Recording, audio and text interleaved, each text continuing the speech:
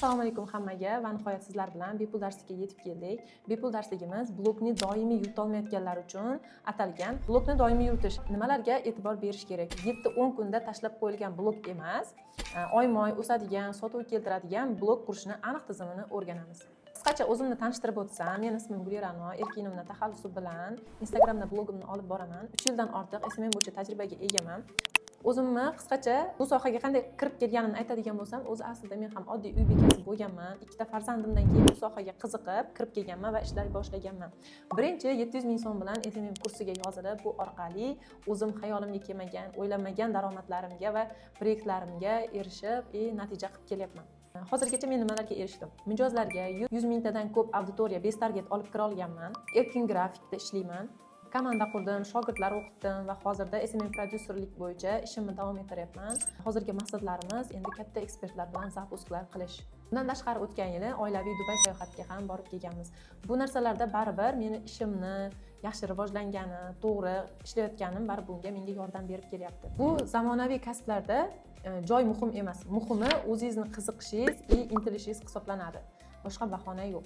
Mavzuga qaytadigan bo'lsak, nega ko'pchilik 7-10 kun ichida ozroq blog motivatsiya bilan yuritadi yoki kurs sotib oldingiz, kursda ham ustozingiz motivatsiyasi bilan bir hafta 10 kun yuritasiz, uzoq olib borsani 1 oy yuritasizda, keyin to'xtatib qolasiz yoki qanaqadir bahonalar bilan umuman tashlab qo'yasiz, yana oldingi holatingizga qaytib qolasiz.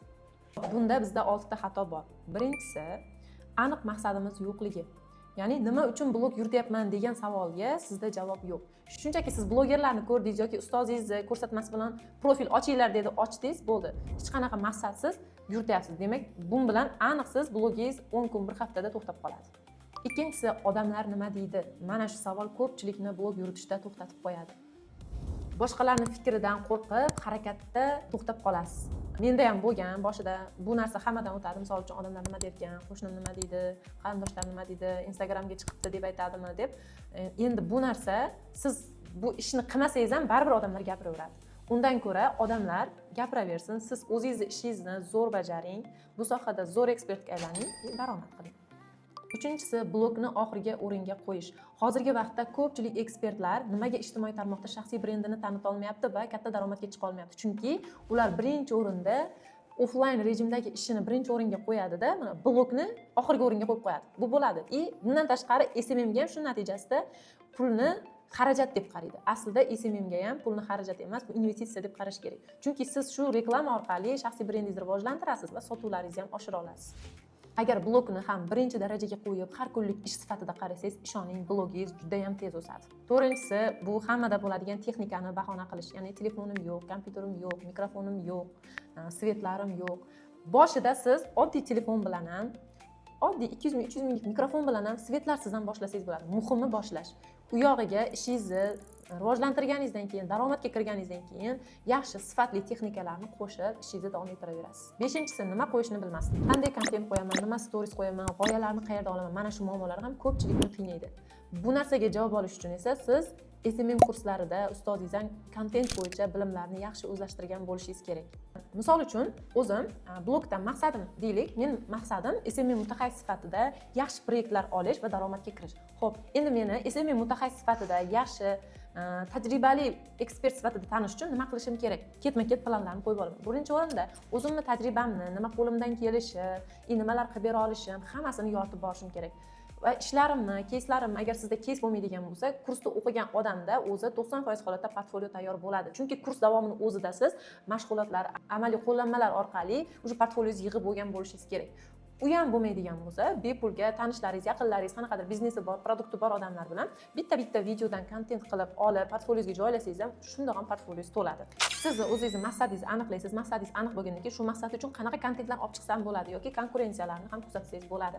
Oltinchisi, vaqt muammosi. Tizim yo'qligi, aniq kontent strategiya yo'qligi uchun bitta postingiz uchun ham soatlab vaqtingiz ketishi mumkin. Yoki misol uchun bittaga ideya kelib qoldida, ssenariy yozdingiz, bo'ldi. Shu bilan 1 oy boshqa kontent yo'q. Doimiy yuritish uchun 9 ta qadam. Birinchisi, profilni to'g'ri upakovka qiling. Ism, nisha, bio va highlight kirgan odam 3 soniyada kimligingizni tushunish kerak. Misol uchun o'zim nickname Gulirano Erkinimni bioda 100 plus targetsiz obunachi olib kirganman. Shaxsiy brendingizni rivojlantiraman. Mana shu kabi o'zim haqimda qisqacha ma'lumot berib qo'yganman. Maqsadingizni aniqlang. Obunachimi, sotuvmi, tanilishmi? Har postingiz shu maqsadga mos ravishda kontent bo'lishi kerak. Agar siz faqat obunachini xohlaydigan bo'lsangiz, obunachiga qaratilgan, obunachi olib kiradigan kontentlar chiqishingiz kerak. Sizga mashhurlik kerakadigan bo'lsa, mashhurlik uchun kontent ideyalar qilishingiz kerak bo'ladi. Uchinchisi, o'zingizga nisha tanlang. Hammaga emas, aniq bitta yo'nalishga gapiring. Misol uchun, SMM sohasi umumiy soha aslida. Men SMM sohasini общий olib yuritib ketaman, chunki bizda komanda ishlaydi, proyektlar bilan ishlayman. Aniq faqat men blogerlik, faqat ssenaristlik qilmayman.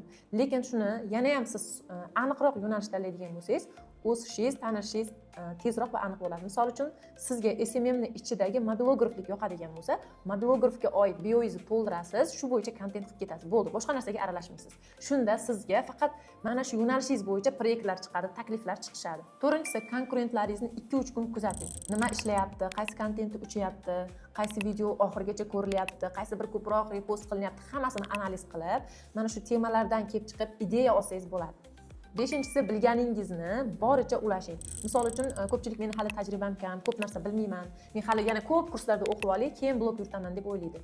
Yo'q, siz hozir qanaqa bilimga egasiz? Bo'ldi, mana shu bilimingizni boricha sodda qilib, qiziqarli qilib kontentlaringizni olib borishingiz kerak.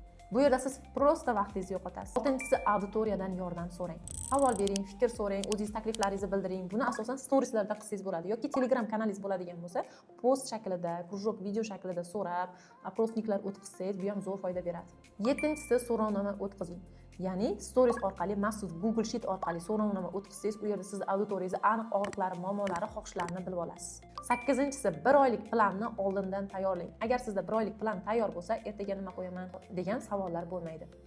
So'rovnoma natijasidan kelib chiqib, 1 oylik planni tayyorlab olsangiz bo'ladi.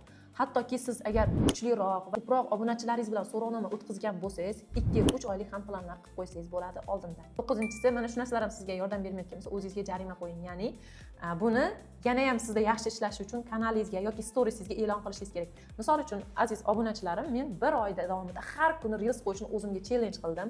Agar mabodo 1 kun reels chiqarmay qolsam, menga jarima, sizni istagan xohishingizni bajaraman yokida kuniga 100 mingdan jarima. Bo'ldi, shu o'zingizni lavzingizda turasiz, bu yoqda sizni kuzatib turgan auditoriyani ham his qilasiz. Plus 100 ming minusga kirmaslik uchun ham siz kontentlaringizni tayyorlaysiz, qo'yasiz. Bu sizga intizom va doimiylikka yordam beradi. Mana shu hamma o'rgatganlarimni ketma-ket qo'llab ko'ring, blogingizda yaxshigina o'zgarish bo'ladi va siz davomiylikni ushlab olasiz. Shu kabi yana foydali ma'lumotlar uchun YouTube kanalimga ham va Instagram sahifamga ham obuna bo'ling va storieslarimni kuzatib boring. Bundan ham zo'r ma'lumotlarni ulashib boraman. Agar siz SMM kursini yana ham chuqurroq o'rganishni xohlasangiz, marhamat, direktimga yozing. Siz uchun maxsus narxlarda individual kurslarimiz bor.